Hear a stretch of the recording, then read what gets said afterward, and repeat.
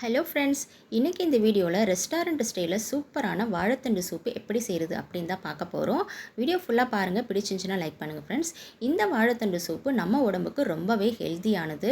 சிறுநீரகத்தில் இருக்கக்கூடிய கற்களை கரைக்கிறதுக்கும் யூரினரி ட்ராக்கை சுத்தமாக வச்சுக்கிறதுக்கும் ஒரு எக்ஸலண்ட்டான காய் எதுனா அது இந்த வாழைத்தண்டு தான் ஃப்ரெண்ட்ஸ். இதை எப்படி செய்கிறதுன்னு நம்ம பார்ப்போம்.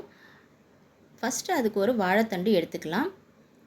இப்போ இந்த வாழைத்தண்டோடைய மேல் பகுதியில் நமக்கு தேவையில்லை. இதெல்லாம் நம்ம கட் பண்ணி க்ளீன் பண்ணிவிட்டு உள்ளக்க இருக்கக்கூடிய அந்த பகுதியை மட்டும் நம்ம யூஸ் பண்ணலாம் ஃப்ரெண்ட்ஸ். இந்த வாழைத்தண்டில் அதிக அளவு பொட்டாசியம், கால்சியம், மெக்னீஷியம்லாம் இருக்கிறதுனால நம்ம பிளட் சுகர் லெவலை கண்ட்ரோலாக வச்சுக்கிறதுக்கு ரொம்பவே இது ஹெல்ப்ஃபுல்லாக இருக்கும். இது கட் பண்ணும்போதே இந்த மாதிரி நார் நாராக தான் வரும். இந்த நாரை எடுத்துகிட்டு கூட நீங்கள் க்ளீன் பண்ணி சமைச்சிக்கலாம். நடுவில் இருக்கக்கூடிய அந்த பகுதி நாரே இருக்காது ஃப்ரெண்ட்ஸ். ஸோ அதை மட்டும் நம்ம எடுத்து இப்போ க்ளீன் பண்ணி சின்ன சின்ன பீஸாக கட் பண்ணி எடுத்து வச்சுக்கலாம். இப்போ ஒரு குக்கர் எடுத்துக்கலாம். இப்போ கட் பண்ணதை நல்லா வாஷ் பண்ணி இதில் சேர்த்துக்கலாம் ஃப்ரெண்ட்ஸ். இப்போ ஒரு சின்ன சைஸ் வெங்காயத்தை கட் பண்ணி இதில் சேர்த்துக்கலாம். இது கூடவே மிளகு, சீரகம், இஞ்சி பூண்டு பேஸ்ட்டு, மஞ்சத்தூள் இதெல்லாம் சேர்த்துக்கலாம். உங்களுக்கு காரம் அதிகமாக தேவைன்னா நீங்கள் பச்சை மிளகாய் கூட சேர்த்துக்கலாம். இப்போ உப்பு சேர்த்துக்கிட்டு இது வேகிற அளவுக்கு நம்ம தண்ணி ஊற்றிக்கலாம் ஃப்ரெண்ட்ஸ்.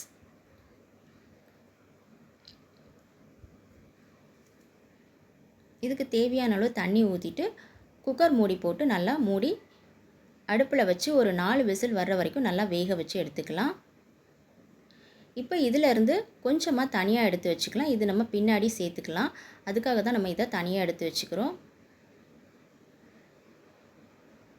இப்போ மீதி இருக்கிறத நம்ம நல்லா வடிகட்டி எடுத்துக்கலாம்.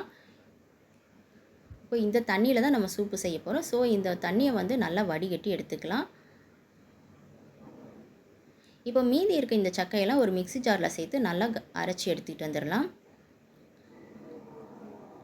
இப்போ அரைச்சதையும் நம்ம நல்லா வடிகட்டி எடுத்துக்கலாம். இதுலேயும் நமக்கு நிறைய சாறு இருக்கும்.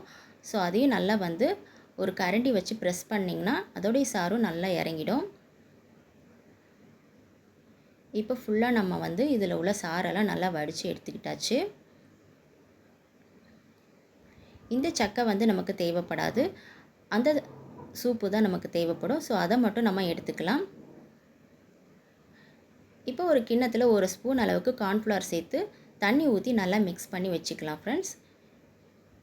இது சூப்பு நல்லா திக்காக வரதுக்காக நம்ம இதை செய்கிறோம். இப்போ ஒரு கடாயில் கொஞ்சமாக எண்ணெய் ஊற்றி ஒரு சின்ன சைஸ் வெங்காயத்தை கட் பண்ணி இதில் சேர்த்துக்கலாம். இப்போ இது நல்லா வதங்கட்டும். இது வதங்கினதுக்கப்புறமா நம்ம தனியாக எடுத்து வச்சுருந்தோம் பாருங்கள், கொஞ்சமாக வாழைத்தண்டு வேக வச்சது, அதை நம்ம இதில் சேர்த்துக்கலாம். இப்போ இதுவும் நல்லா வதங்கினதுக்கப்புறமா இதில் நம்ம எடுத்து வச்சுருந்த அந்த சூப்பை இதில் சேர்த்துக்கலாம்.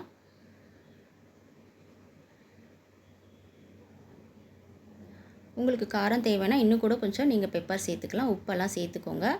டேஸ்ட்டு பார்த்துட்டு உப்பு சேர்த்துக்கோங்க.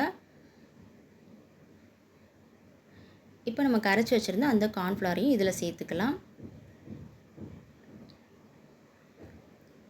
ஒரு 10 நிமிஷம் நல்லா கொதிக்கட்டும். கொதிச்சதுக்கப்புறமா இது கொஞ்சம் திக்னஸாக வந்துடும். அவ்வளோதான் ஃப்ரெண்ட்ஸ், ரெடி ஆயிடுச்சு. இப்போ நம்ம கொத்தமல்லி தலைகளை போட்டு இறக்கிடலாம். ஒரு சூப்பரான வாழைத்தண்டு சூப்பு ரெடி ஆயிடுச்சு. இது கூட நம்ம கார்ன் சேர்த்து மிக்ஸ் பண்ணி சர்வ் பண்ணோம்னா ரொம்பவே டேஸ்ட்டாக இருக்கும். ரெஸ்டாரண்ட் ஸ்டைலில் ரொம்பவே டேஸ்டியானதும் ஹெல்த்தியானதும் கூட.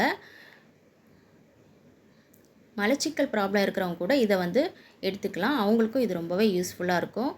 உடம்புல உள்ள நிறைய பிரச்சனைகளை சரி செய்கிறதுக்கு இந்த ஒரு வாழைத்தண்டு ரொம்பவே யூஸ்ஃபுல்லாக இருக்கும்.